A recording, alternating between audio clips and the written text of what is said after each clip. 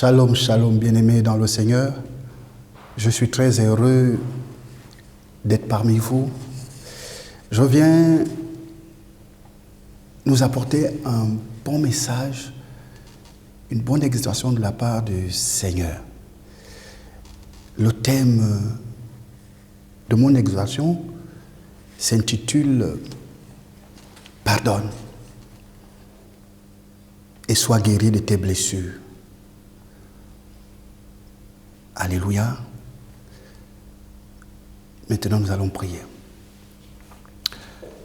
Père Saint, c'est au nom puissant de ton Fils Jésus qui a tout payé pour nous à la croix du Calvaire. Son sang a coulé pour nos péchés. Et c'est lui seul qui, par ses meurtrissures, nous a guéris. Merci pour ces moments. Nous te rendons l'honneur, la puissance et la gloire. Viens et touche quelqu'un. Guéris un frère. Guéris une sœur des blessures de son passé. Suscite, crée le désir de pardonner dans le cœur de mon frère et de ma sœur. C'est au nom de Jésus que j'ai prié. Amen. Bien-aimés, nous allons ouvrir nos Bibles et aller dans le livre de Matthieu au chapitre 18, verset 21.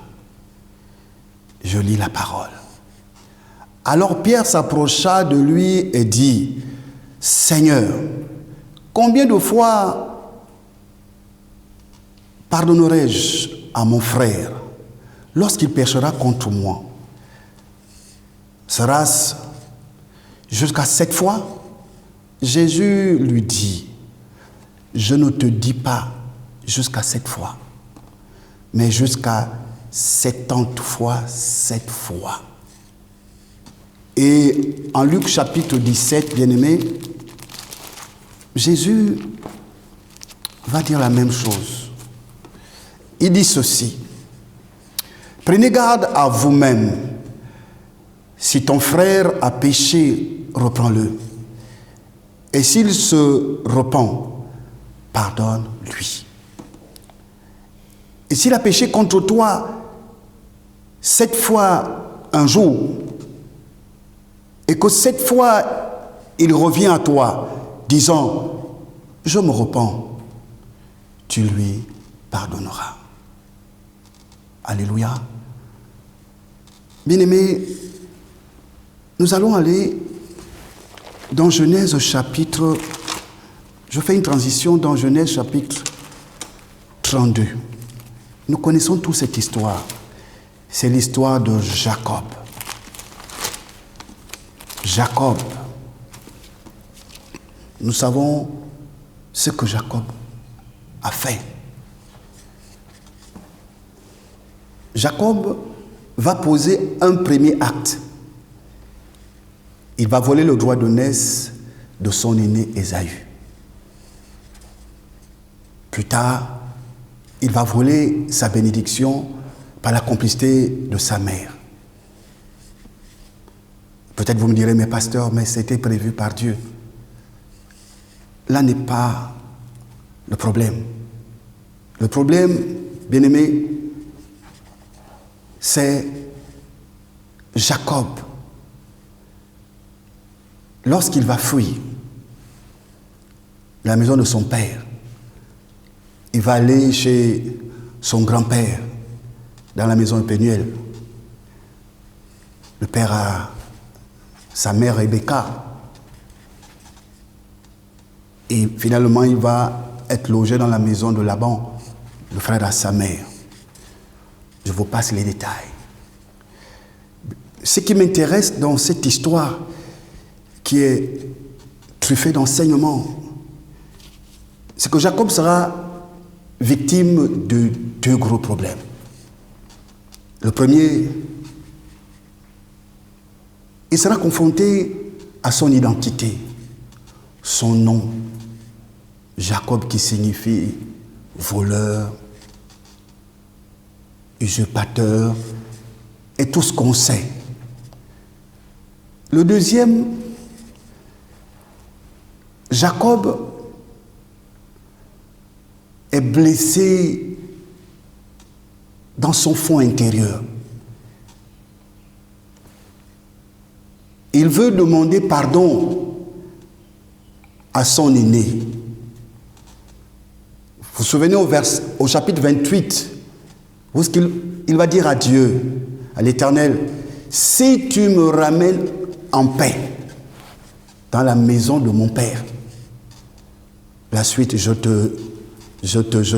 seras mon Dieu, etc., etc. Bien aimé, ça veut dire quoi? Que Jacob avait ces deux problèmes. Avec lui-même et avec son frère. La suite est intéressante. Oh, mon ami Jacob.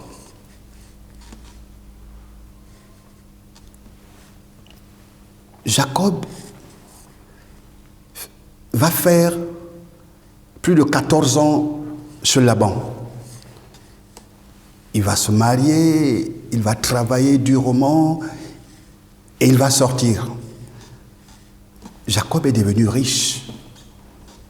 Lorsque nous lisons sa richesse, elle était importante. Jacob sort de chez Laban, ayant appris par l'entremise de ces deux espions que son aîné, 14 ans plus tard, est en train d'arriver avec son armée afin de détruire Jacob. Ça va être, bien aimé, la totale. Jacob va paniquer. Il va trouver des stratagèmes. Vous allez le lire par la suite. Son bétail, ses serviteurs, sa femme et ses enfants, et lui-même derrière. Mais ce qui est intéressant, c'est que Jacob va rester, il va aller seul dans la présence de Dieu. Quelle lutte! Il va lutter avec cet homme, l'ange, afin que sa culpabilité, afin que sa peur, afin que son stress soit ôté. Et la suite, lorsqu'il va rencontrer son aîné qui s'appelle Ésaü, mais vous remarquerez, bien aimé, que Jacob ne va plus appeler son aîné par son prénom. Vous allez lire, ce sera maintenant mon Seigneur, mon Seigneur, mon Seigneur. Et au finish, la réconciliation va se faire. C'est merveilleux. Son nom sera changé de Jacob en Israël. Et Dieu va permettre à ce que Ésaü pardonne son frère. Alléluia. C'est peut-être ton cas. C'est peut-être aujourd'hui ton cas. Tu es à l'église depuis longtemps. Tu es fidèle. Tu participes à la vie de l'église. Tu es dynamique. Tu es zélé pour le Seigneur. Mais dans ton cœur, tu n'as jamais pardonné quelqu'un. Soit les membres de ta famille, soit un voisin, soit un collègue, soit un collaborateur, soit toi-même. Tu as été victime d'une offense et tu avais juré de ne jamais pardonner. Donc à la suite de cela, qu'est-ce qui va se passer? Tu as nourri au-dedans de toi l'animosité, la colère, la rancœur, la haine, j'en passe. Tu as dit au Seigneur, je veux te servir. Emmène-moi où tu veux. Fais de moi ce que tu veux. Mais l'amertume, la colère, le non-pardon est tapis dans ton cœur. Que faire?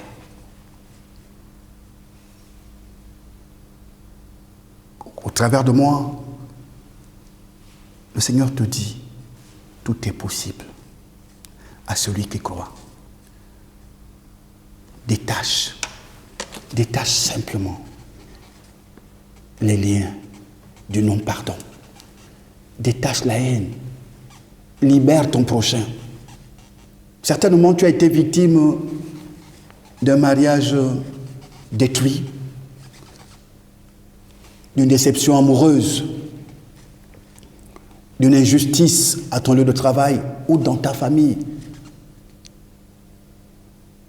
et que tu n'arrives pas à t'en défaire.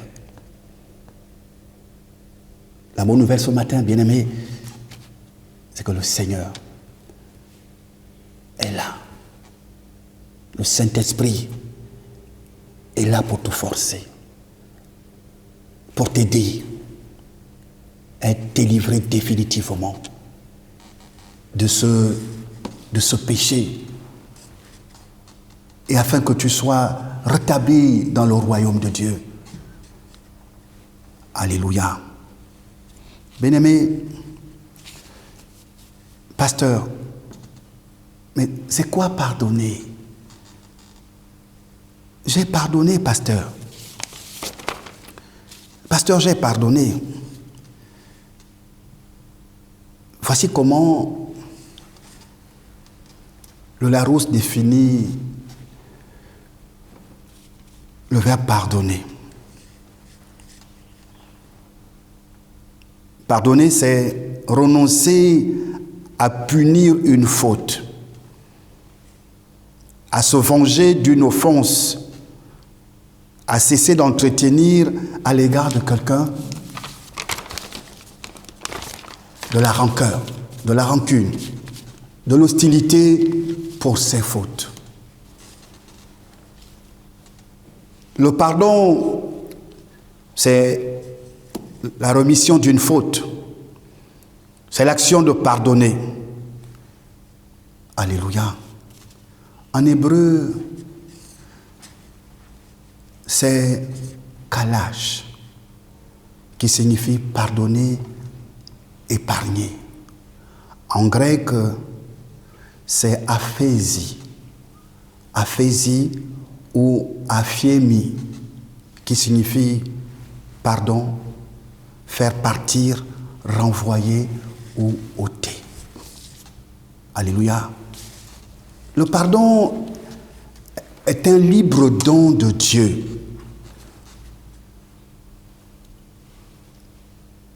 Dieu l'accorde comme une grâce dans nos vies. Dieu l'accorde comme une grâce, le pardon. Et lorsqu'on devient enfant de Dieu, né de nouveau, rempli du Saint-Esprit, ou baptisé du Saint-Esprit et de feu, baptisé par immersion, bien aimés, nous sommes condamnés à pardonner. Nous ne sommes plus obligés de nous justifier. Il m'avait fait ceci, il m'avait fait cela, je n'avais rien fait. Je me souviens que ce jour-là, je n'avais rien dit, je n'étais pas. Et tu as gardé l'offense. Et ça n'a fait que te ronger des années. Ça n'a fait que te détruire. Mais bien aimé, c'est le diable Et tu connais le rôle du diable. En Jean 10, il vient voler, égorger et détruire. Est-ce que tu vois le danger que tu cours? La bonne nouvelle, c'est que tu dois relâcher. Tu as été offensé, quelle qu'en soit la faute. Nous avons l'exemple de Jésus.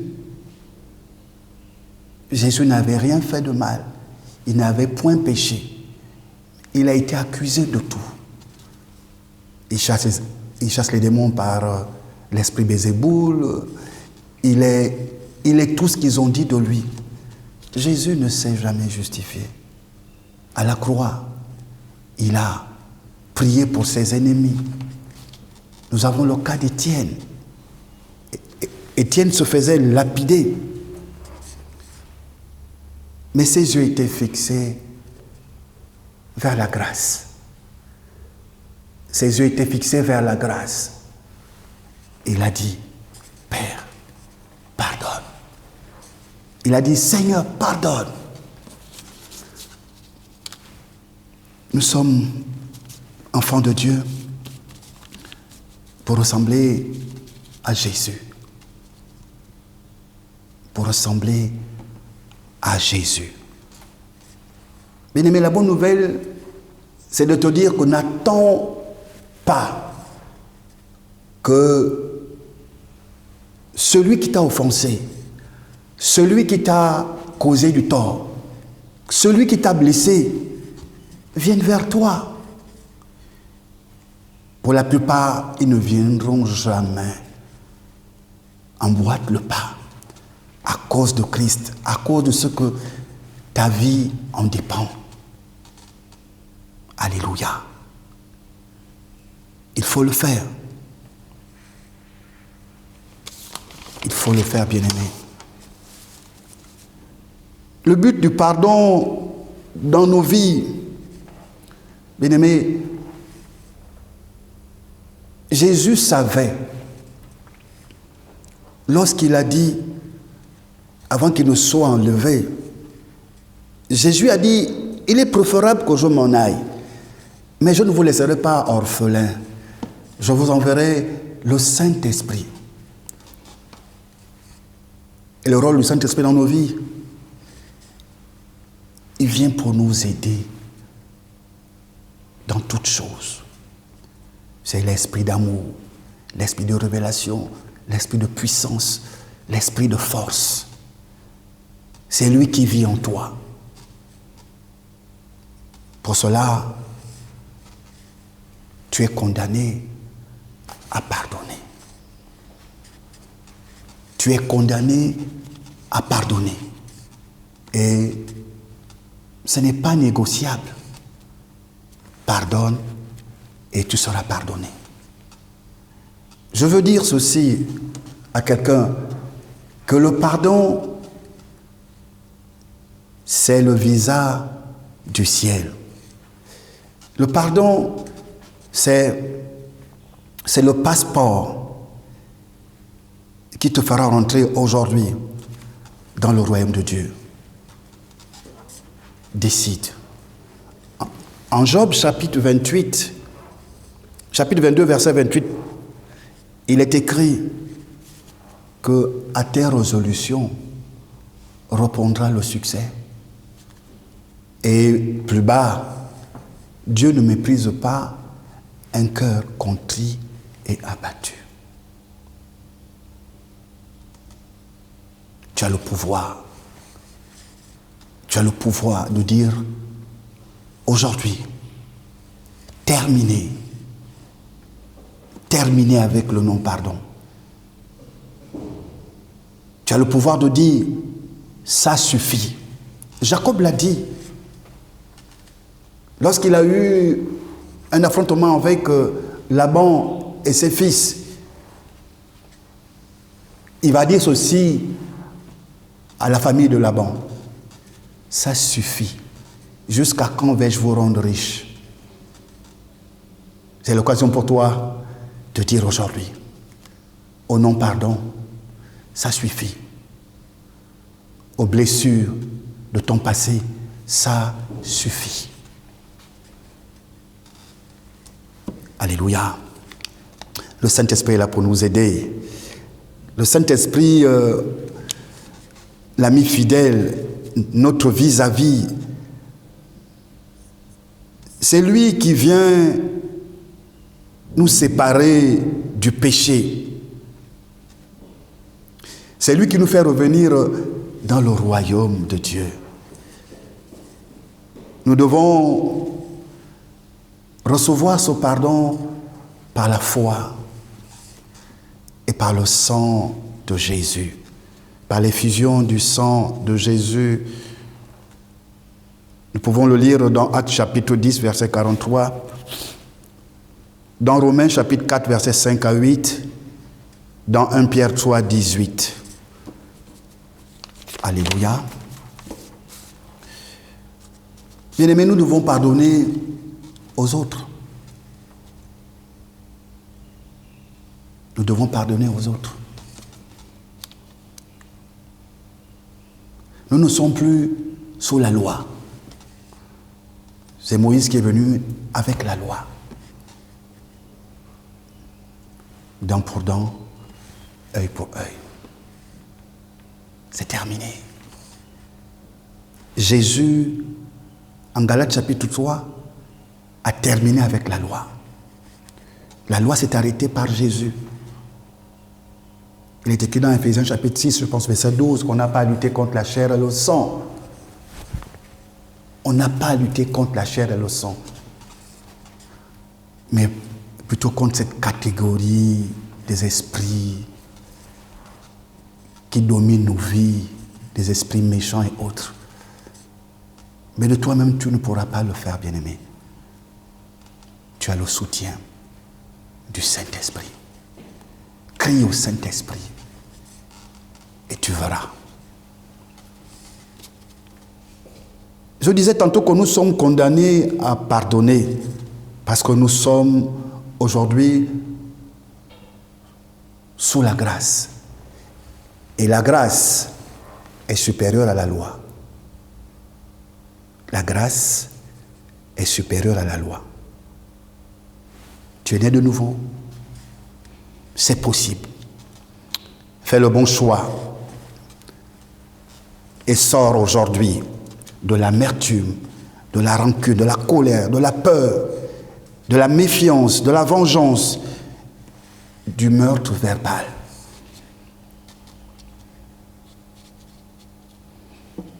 Bien-aimé, je vais le dire encore, celui qui ne pardonne pas perd la capacité d'aimer.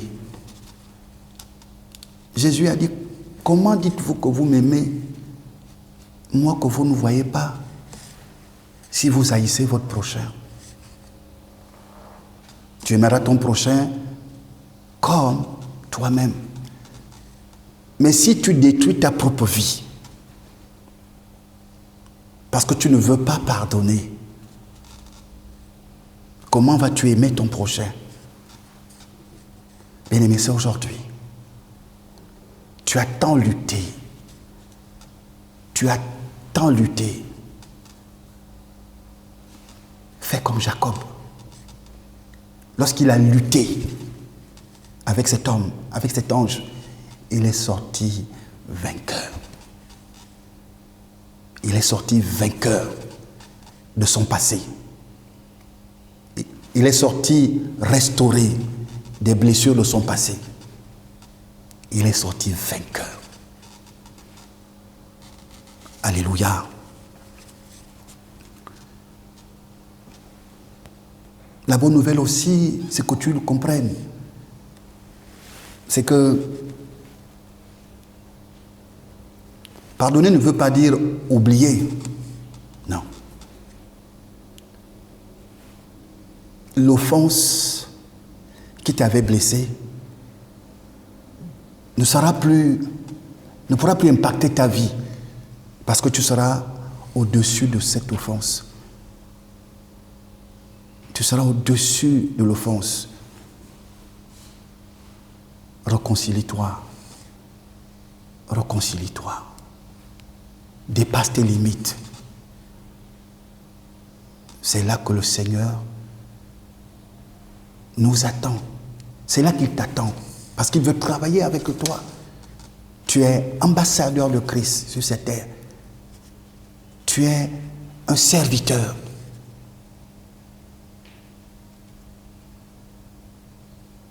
Tu es des ministères flot d'eau vive. La vision a été donnée au 31 décembre 2020. Cette vision, elle est devant toi. Et tu as l'aide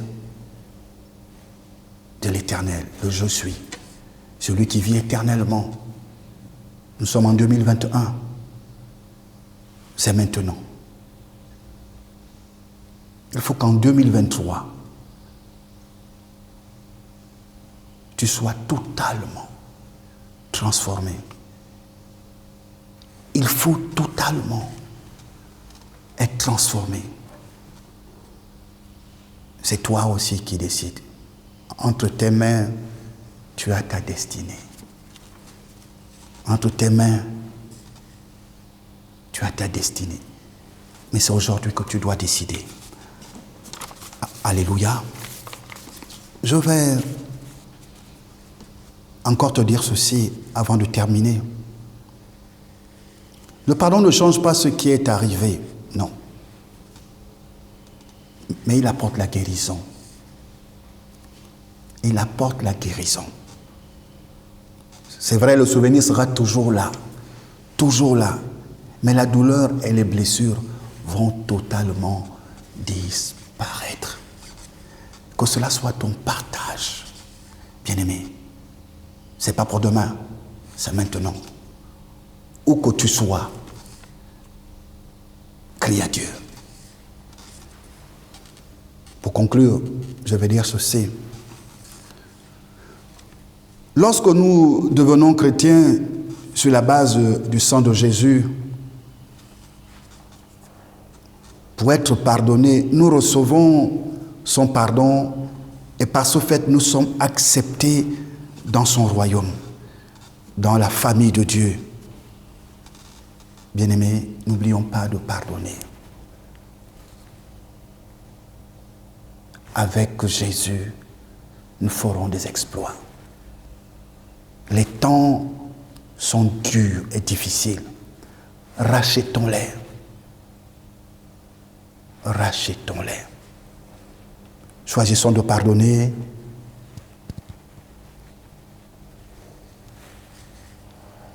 Afin que nous puissions vivre dans l'amour. Que Dieu nous bénisse. Je vais prier. Père céleste, c'est dans le nom puissant de ton Fils Jésus que tu as parlé au travers de ma bouche. Et toi seul qui vois tout, qui connais tout, tu connais la situation d'une sœur, d'un frère, qui depuis longtemps lutte afin de sortir du non-pardon, afin de sortir des conséquences du non-pardon, qui veut guérir des blessures du passé. Mais qui peut le faire, Père, si ce n'est point que toi? Il est écrit que c'est toi qui effaces nos transgressions et qui nous guéris de toutes nos maladies. Je te supplie, Père, ce matin. Je te supplie pour la vie d'un frère. Je te supplie pour la vie d'une sœur. Rétablis sa santé. Il est écrit que tu ôteras nos cœurs de pierre et tu nous donneras des cœurs de chair.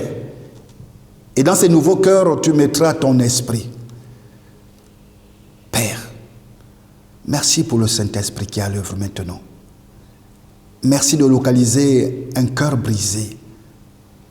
Merci de le toucher et merci de le guérir.